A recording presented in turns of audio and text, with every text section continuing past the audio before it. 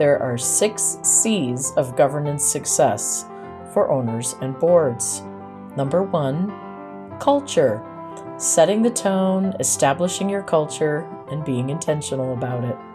Number 2, communication. Being clear about what's being communicated, to whom and when, and also what's not being communicated. The board deals with many things that need to remain confidential, and it's important to be clear about what is appropriate to share and what is not. Chairperson.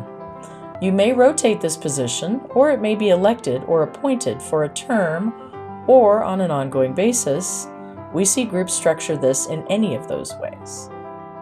Welcome to Medical Money Matters, the podcast where you can find experts, answers, and resources so that you can achieve mastery over the financial and business aspects of your practice. Hello, everyone. I'm your host, Jill Arena. I began my career in accounting and finance, and I have more than 30 years of experience running medical groups. I own and operate a national healthcare consulting and revenue cycle company, and I am the author of Physician Heal Thy Financial Self. In 2020, I co-founded the Physician Leadership Project, and my passion is to increase financial and business literacy for physicians. Episode 33, Governance versus Leadership versus Management, and Utilizing a Decision Matrix. Since we don't give physicians any business training as part of your education, we wind up seeing many groups that have governance, leadership, and management totally conflated. We see groups of physician owners who spend far too little time in oversight, and some who spend far too much time mired in the day-to-day operations. The trick is to get it just right where leading the group is concerned. Let's start with a quick description of each. Governance is setting the vision for the organization and being the steward of that vision, calling for course correction when necessary, and overseeing the leaders. All of the business owners should be involved in this to some extent. Leadership is implementing the vision of the owners or board and carrying out their instructions, shaping and sharing a compelling vision for everyone in the organization to follow. Some of the business owners and your executive staff should be engaged in these activities. Management is implementing the vision, taking care of the day-to-day needs of the entity and its people, making it happen. 1 or 2 of your physician owners, your executive staff, and your management staff should be engaged at this level. Governance concerns itself with how the entity is run, how it makes decisions, and who is empowered to make decisions at what level. It's important to remember the board's relationship to management.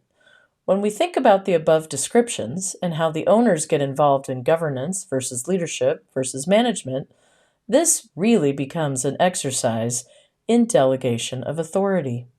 You cannot have the entire board or ownership group involved in the day-to-day running of the practice. It's not practical and it's not effective.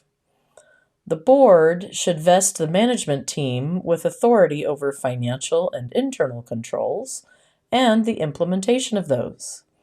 Leadership should oversee that management is getting those in place, and the owners should review the financial statements once a month and make larger financial decisions. Leadership should work on budget creation and oversight, and the board should approve the budget or request changes. Management's role is to manage the operations within the approved budget and to explain any variance from the budget, as we discussed way back in episode number 3. In some groups, we observe that the owners or partners have abdicated much of the oversight, which is risky.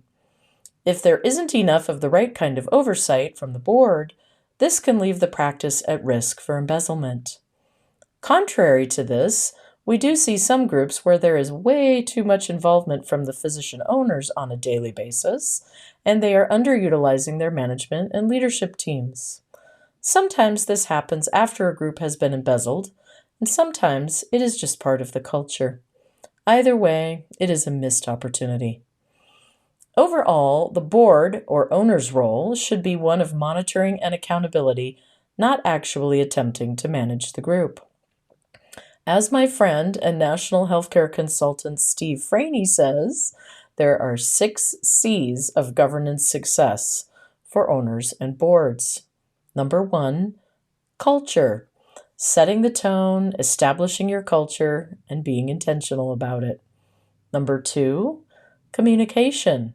Being clear about what's being communicated, to whom and when, and also what's not being communicated.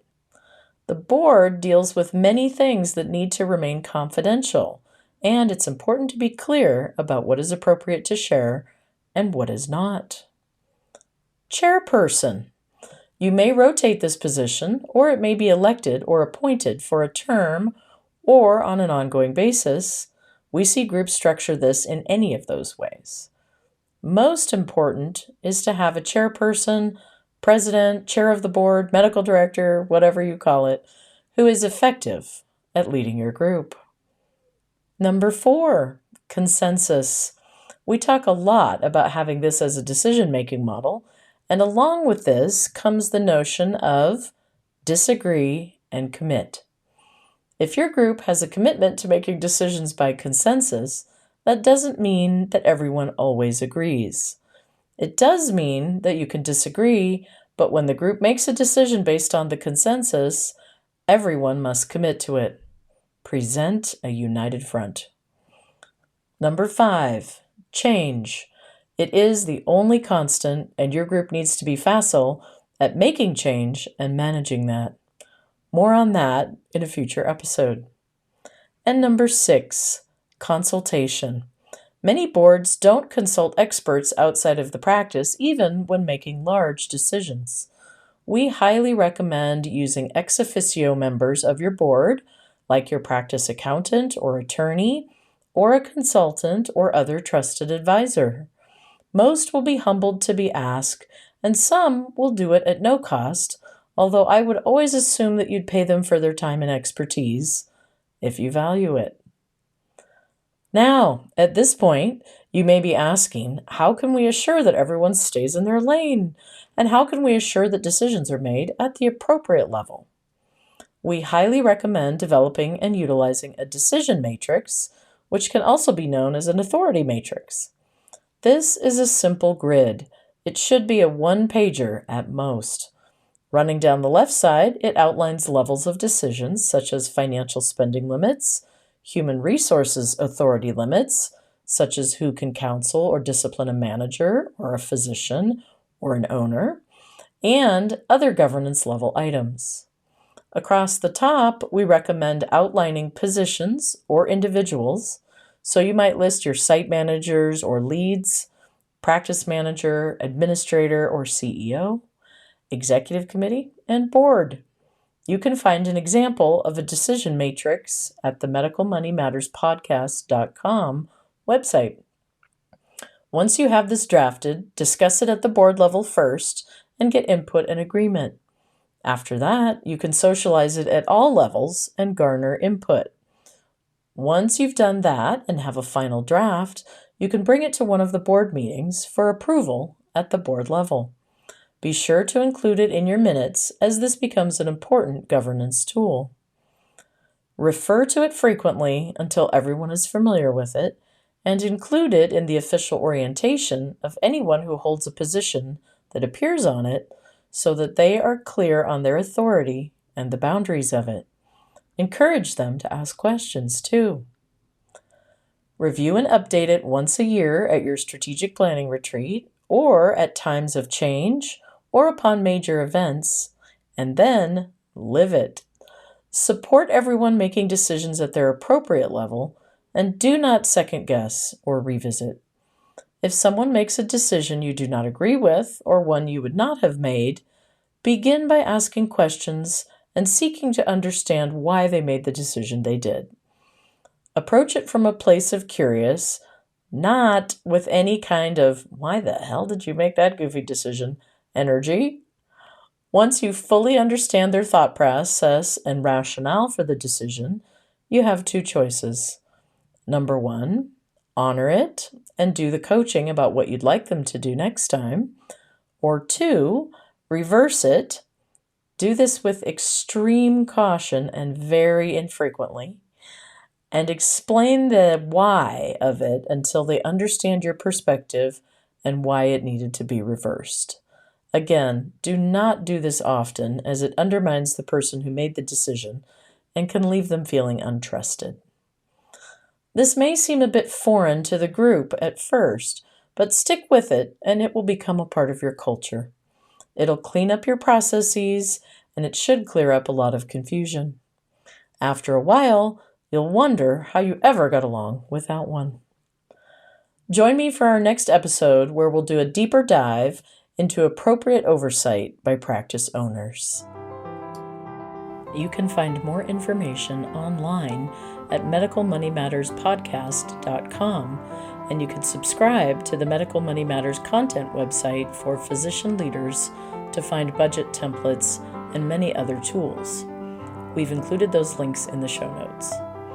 As I like to close out these podcasts, congratulations on taking the next step in your professional development and for making the commitment to learn about the financial and business aspects of your practice. I look forward to being on this journey with you and send you my heartfelt gratitude for all that you do for your patients all day, every day.